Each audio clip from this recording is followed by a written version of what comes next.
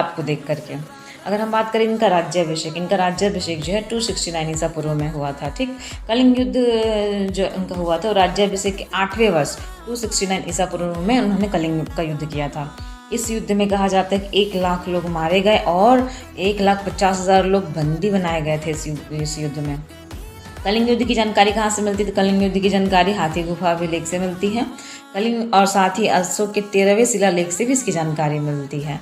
अब अगर हम बात करें कलिंग पर आक्रमण का कारण क्या क्या था, तो कलिंग पर आक्रमण का जो पहला कारण था, कौटिल्य के अनुसार जो है वो कलिंग हाथियों के लिए बहुत प्रसिद्ध था, इसलिए अशोक को अपने युद्ध के लिए हाथियों की ज़रूरत थी, इसलिए उसने कलिंग पर आक्रमण किया था।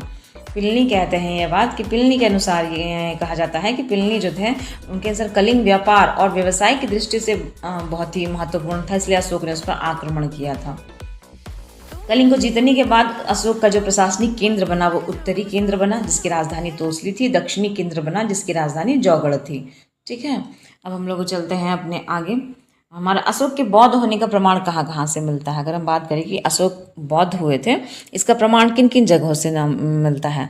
अच्छा, एक चीज़, अशोक ने ही कश्मीर में जो वित्सता नदी है उसके किनारे श्रीनगर की स्थापना की थी। अशोक ने किस नदी के किनारे? तो अशोक ने कश्मीर में जो वित्सता नदी है, जिसे आधुनिक नदियों में क्या नाम दिया जाता है, आप लोगों को पता ही होगा। वित्सता नदी को किस नाम से जाना जाता है? कमेंट करके बताइएगा। ठीक है, इसी के किनारे उन्होंने श्रीनगर की स्थापना की। ये शिव के उपासक थे।